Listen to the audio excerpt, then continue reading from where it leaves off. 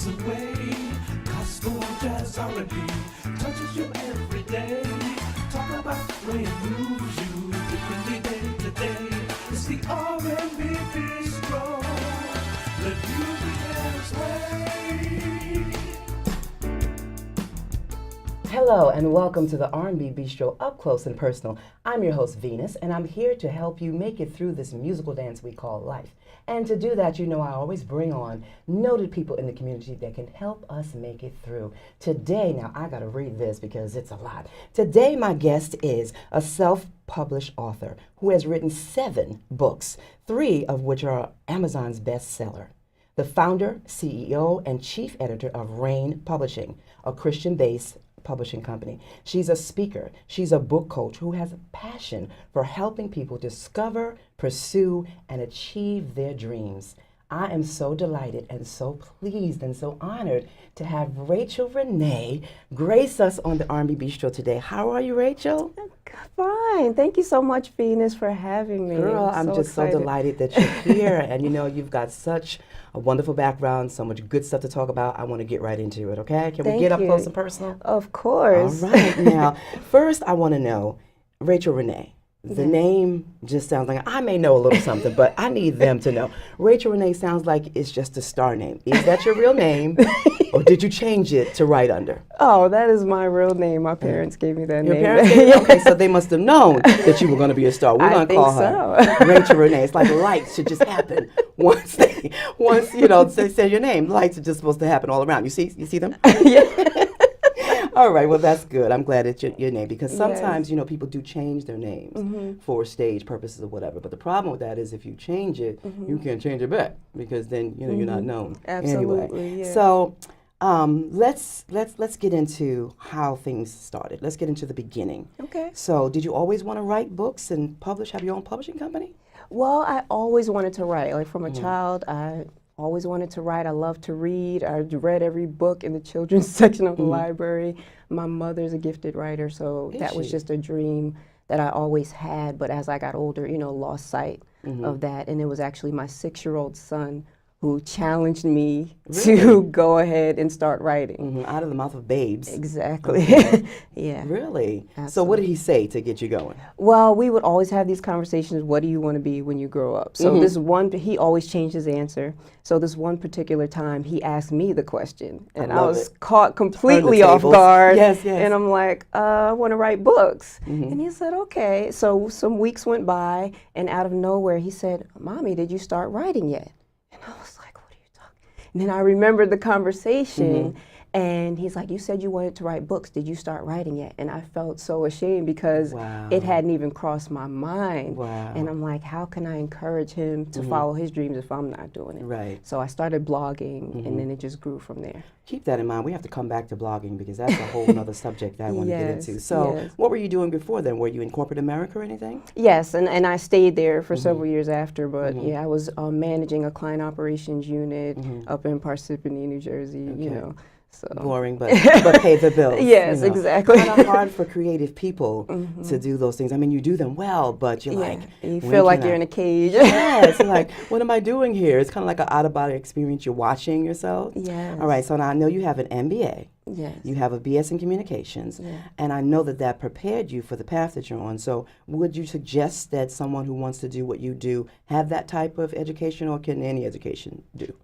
I think unless you're trying to specifically become an editor, I don't really think education matters in terms of if you want to become a published author. Everyone has a story, so I encourage everyone to tell their story. Even if you don't consider yourself a writer, you can always get help, you know. So I just encourage people to go ahead and pursue that dream, because someone needs to hear your story. That's true. That's true. I have some people in the studio with us today, and I'm not going to mention any names right now because she'll probably kill me. But we know who she is, and she needs to tell her story.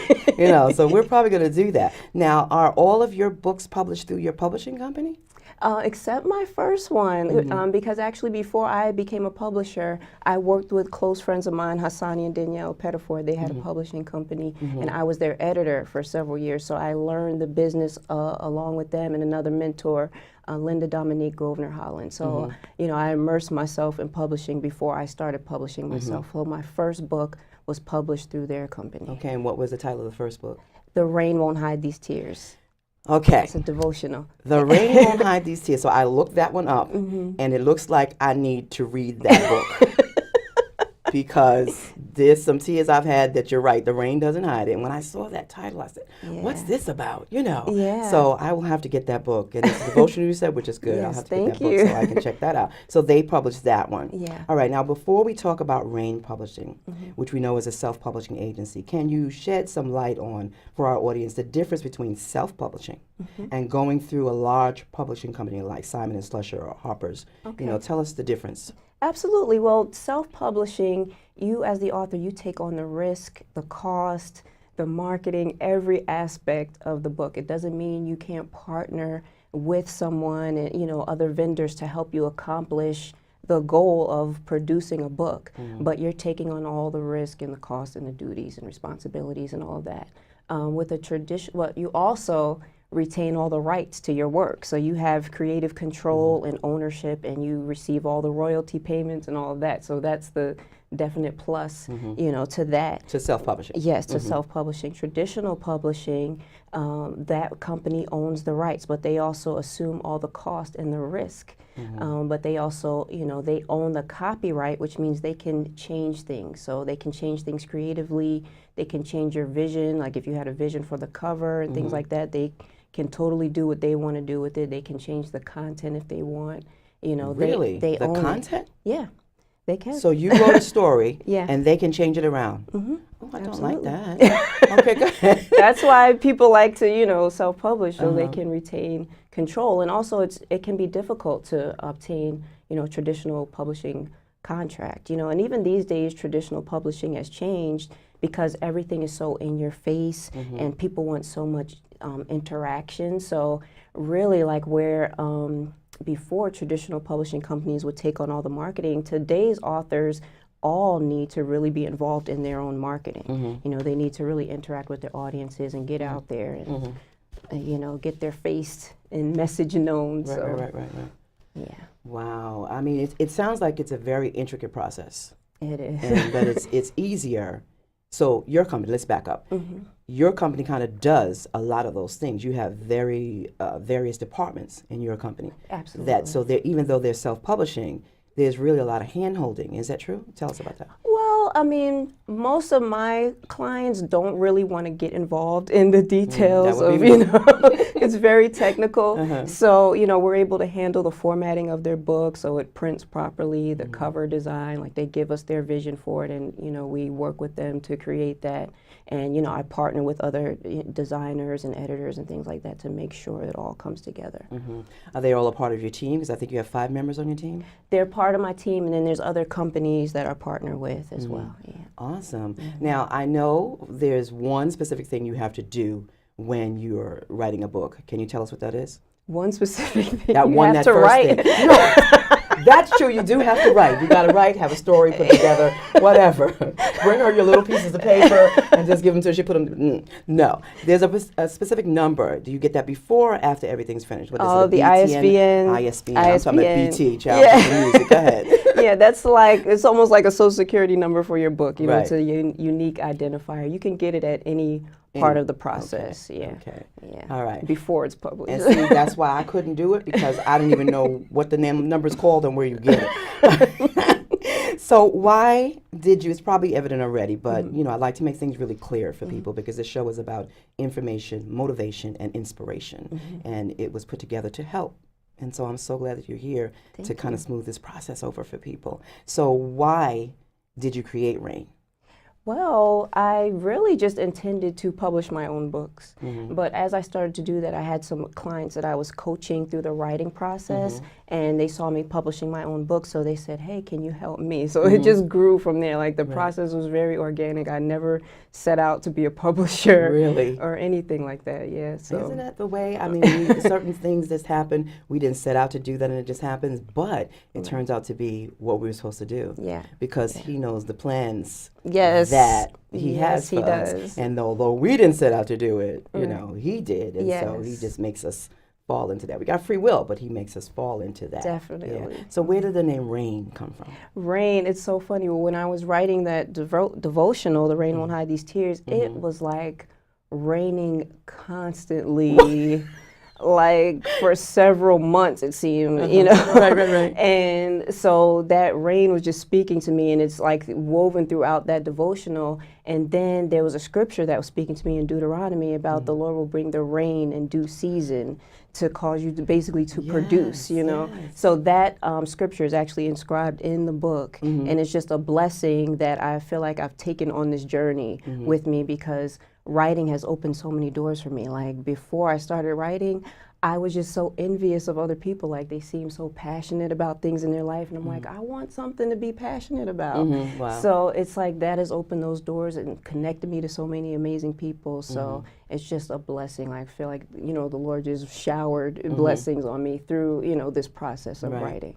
Yeah. That's cool. So it is a spiritual connotation behind it. Yeah. So I'm sitting there last night, I'm writing your questions out, and I kept hearing rain. So I went and looked for Kirk Franklin, Melodies from Heaven, Rain Down on Me. Yes. I said, maybe this will help me with these questions. Yes. But that's one. And I said, where did she get this name from? I like it. It's not big fanfare, but it begs the question, where did this come from? Yeah. And I love the explanation. Thank you. So you did say it was inscribed in there. Yeah. Have you ever told anybody what the name, where the name came Oh from? yeah, I get that question a lot. And Okay. you know, it's so amazing. One of my clients and now partners in the company, Marcel Anderson, he's a national recording artist. He actually wrote a song inspired by the company called Rain on Me. It's going to be on his upcoming album, Recovery. So it's just amazing. And what town is he in? He is in Raleigh, North Carolina. Okay, so what's his name again? Let's tell him. He is Marcel Anderson. He's the founder of Accelerating Men and the Still Living movement. He has an amazing story about surviving sexual assault, robbery. So he's... Okay, so Marcel, Yes. you need to come on the R&B Bistro and tell us all about it. Yes. Okay. Yes, he All right. does. So, so you have 5 members, and each of them have different roles, Yes. and he's a part of it. Yes. So, what are some of the other roles that people do? Well, Marcel, he's a marketing coach, so he helps people basically do what he's done, because he's launched himself as a national speaker. His book was a bestseller for many months. And I have another marketing coach who she's very savvy in social media marketing and virtual events and conferences. So she helps on that aspect of marketing. And then I have another, she's like a purpose coach, but she also helps me with administrative aspects. So that's Nicole Michelle Pertiller. So let's stop for a minute and don't lose your place. What's a purpose coach? She helps people actually identify their purpose, their dreams, you know, the things that's implanted in their heart, and propels them into that, like helps them find the path to start stepping into that. Sometimes people get so overwhelmed by, wait, I can really pursue my dreams, I can really, you know, tap into my purpose and potential, you know.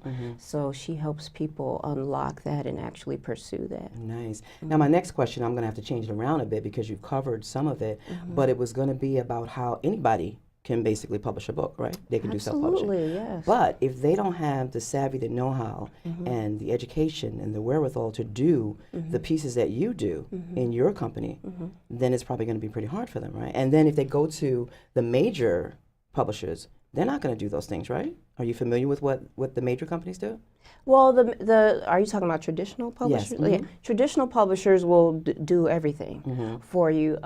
The thing that people don't know, there's so many companies that do self-publishing, but they don't do it equally. Right. So that's where it becomes difficult for people to navigate, okay, who do I work with, where do I go? The costs vary so much, it can be so expensive. So I just encourage people to make sure that the basics are covered, what you need to have a book that's acceptable in the industry and it's not subpar because it's self-published. Right, you know, so you want to make sure your book is edited. There are so many self-publishing companies that will just take whatever you hand them, print it up, and push it out. Are you kidding? Yes, they won't even look at it. So they don't look at any grammar? No. They don't look at any spelling? Not, You're kidding me. You give it to them, they print it on up. And you can't even sue them? No. And it's your fault? Yeah, you didn't know you that. agreed to it, yep. Wow. Yeah, if you don't know that, you know, you're just thinking, oh, this is how you publish a book. So you want to make sure that whatever package or whatever you select, whatever you go with, that they're editing your book, that they're formatting it according to the print specifications, that it's a professionally designed cover. You know, not all covers are designed equally. You want it to be visually appealing, because if it's not, you know, people won't even care what your look message at it, is. right? Now, I know your bio says that you do some designing. Is that designing the covers? Yes, I do that as well, as well as work with others, yeah. Suppose somebody comes to you and they say, this is the cover I want. How do you handle that? You think it's, I'm going to give you a scenario. It's a horrible cover. It doesn't speak to anything. It doesn't say anything. How do you handle that? Oh, I'm honest with people because I want to honor their message. Right. And, you know, and I just speak to them in love, speak the truth in love. Like, look, your message deserves to be professionally represented, and I don't think this cover really visually represents what you're trying to do. And then give them some suggestions and pull more things out of them about their message, and you know, just work with them to create something more appealing. Now, you talked about packages. So tell us about 1 or 2 packages. Is that okay for you to do? Well, sure. I actually have one package, and it's just the basics. You know, people can add things on as they would like, but in that package is editing, your cover design, your ISBN, registry with the Library of Congress, so that's the control number, so your book can be included in the library. Is that different from the other ISBN, first one? Okay. absolutely.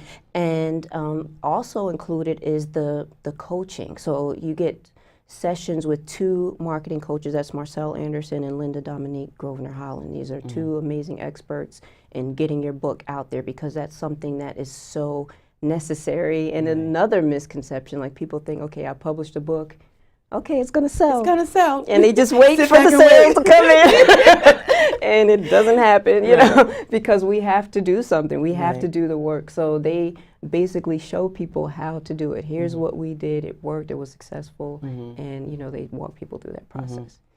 Now, I don't know, you guys listening, if you would want to go the route with Rain, or rather do it yourself. But if I was to advise you, because my question is, should writers take the self-publishing route? You know, so now there's a third piece. Should they take the self-publishing route and do it themselves? Should they go with the major companies, or rather the traditional companies, or should they come to Rain, which to me sounds like a combination of the two? Well, for the traditional route, I think if you have a large following, I think it will make it a little bit easier for you to get that contract with a traditional publishing company, because they want to know that your book is going to sell. Right. If you're just starting out and you have like 2 followers on Instagram, you know, you might want to build for a while first before you do that. As far as, you know, doing it yourself or self-publishing, I'm the type of person, I'm a very do-it-yourself person. I like to be hands-on. I like to learn things. If that's you and you're not afraid of technical things and learning new things and dealing with different software and stuff like that, then I say try it, because there's a lot of information out there to help people. You know, I also coach people in how to publish their own books, so I don't have to do it. I can show you how to do it. And, you know, but if that's not you and you're not comfortable, you know, with all those details, I will certainly, you know, assist you with that process. Okay, so now you coaching, is that a side or is that a part of Rain Publishing? It's all part of it. Oh, okay, because I thought you had another side gig. It all works together. Let's talk about your books. You've written 7. Now, I'm just Yes. going to give a couple of the titles. The Rain, we talked about. The Rain Won't Hide These Tears. While the Sun Still Shines. The Relationship Factor.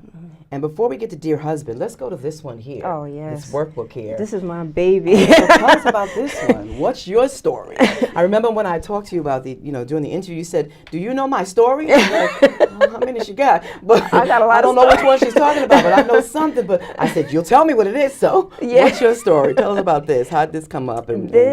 This is actually a workbook, and this is all out of the years that I've had of working with different writers. So the different advice, the different exercises and things that I've shared with my writers over the years is in this book. There's like 16 exercises in there. There's space to write. That's why it's so big. I don't want people to be intimidated. You don't have to read all that. Right. There's space for you to actually work inside There's this book. space in here. We're not going to show you, but trust us. There's Yes, space in here. there's space. Homework. Yes, and you of course go at your own pace, right. and it helps you, Uh-huh. with the writing process. People can get so intimidated, like, where do I even start? So Right. it's all in there: how to start, how to keep yourself going, how to overcome writer's block, like the different things that jam people up in the writing process. It's all in there. And even a checklist of the process from start to finish, like from writing your book through publishing, of the different things you need to be aware of that you need to do. Wow, such a wealth of information. Where and when do you write? Do you have to get up on a clear day or rainy day and, lock yourself in the closet, or what kind of setting do you need to write? I need, it depends on what I'm doing, but I often need it to be quiet. But for me, I'm often writing in my head way before I ever type or write anything down. Like I'm constantly meditating on, a subject or something that's inspiring me. And then when I feel like it's just kind of bubbling over, then I just gotta, start. Or if it's something I'm afraid I'm going to forget, I have notes everywhere. I have like 5 journals. I have notes in 2 different phones. Like it's you stick them on the mirror like me and Mary Jane. I'm like, where did I put this note? I have to remember, But it's like the ideas just keep coming to you, so it's like I have to, get them down. So are you just totally, automated? You either write it down or you're typing. So what do? You go straight to the computer, or you handwrite and then put it on? Most often, I'm either putting a memo in my phone or I'm actually physically writing in my journal. Those are my 2 go-tos. But other than that, I find the morning is like the best time for me to write. It seems like I'm more sharp and able to just flow. I want to delve into this real quick. Yes. Dear husband, are you married? I'm separated. Okay, so we're not talking to him, are we? No. Okay, so No, we're talking to a new husband, so therefore you will get married again. Yeah. All right, so now what's in here? What's in Dear Husband? This is a collection of love letters to my future husband. I did not know who he is. This is all and it's so amazing how this came about. Wow. So I'm in the process of divorce. Last summer, I found out that first there were just a lot of lies that my ex was caught in. And then I had a dream that he was cheating on me with a man. And I said, okay, God, what does this dream mean? And I had been asking God for answers. What's going on in my marriage? Why is this not working? And when I asked him, okay, what does this symbolize?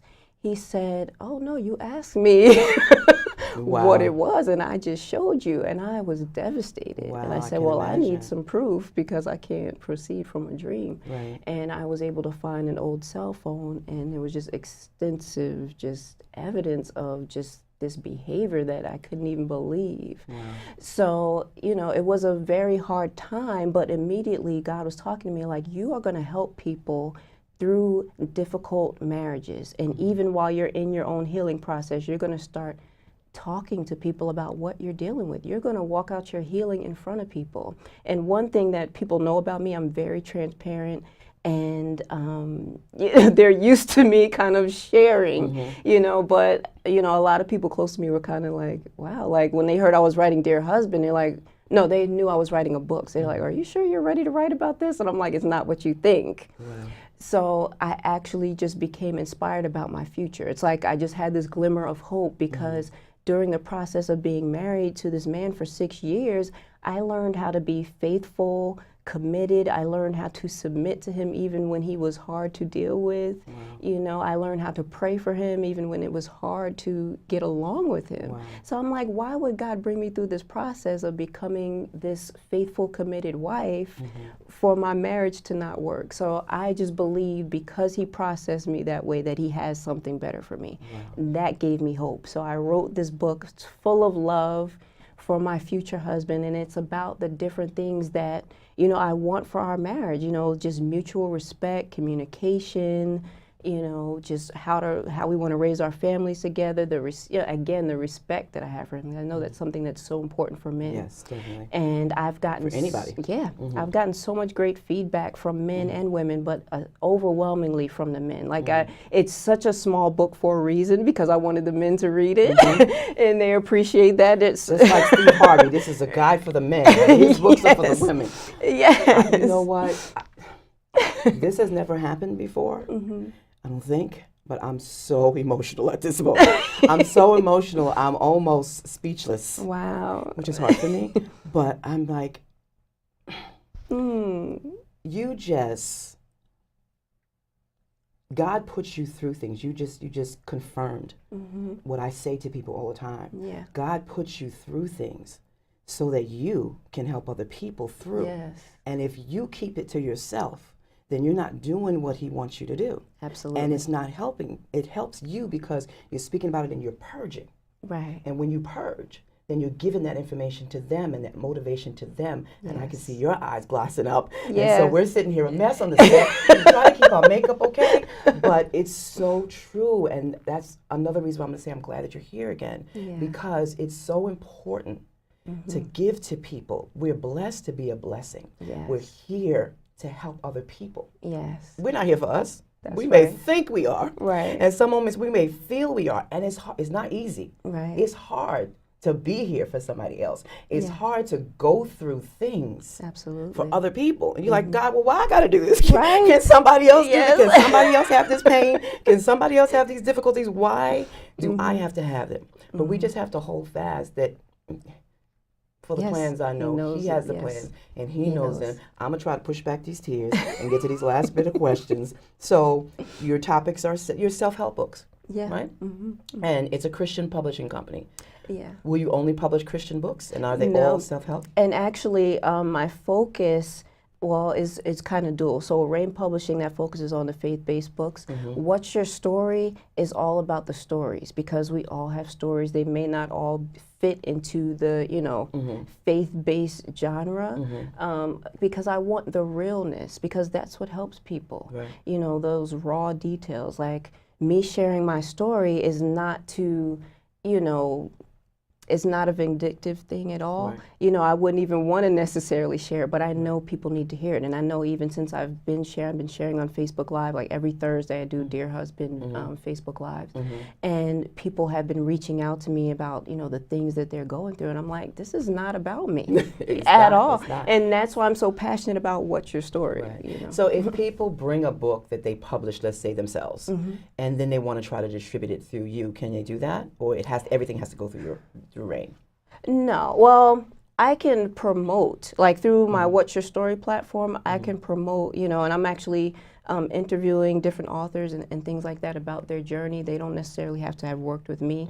I just want to highlight the stories. So, yeah, I can help promote their titles. I wouldn't be distributing it, as a publisher, but I will definitely help promote other stories. Is there anything else that you want people to take away from your books that we didn't cover in this emotional session here? Where we both got teary-eyed. I had to catch my voice.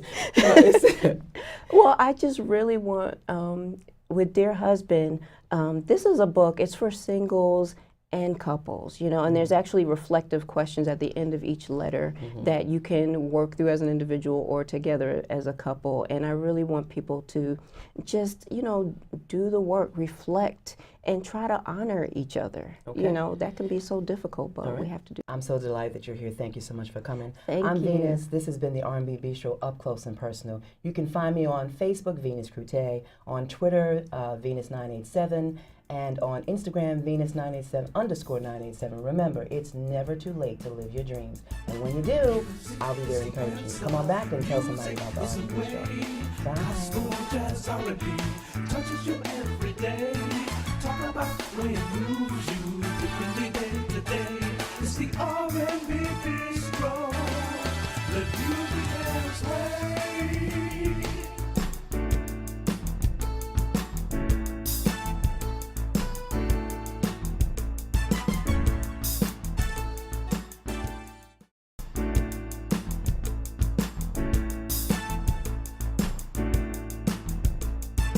Music is the answer. Music is the way. Gospel, jazz, R&B touches you every day. Talk about when it moves you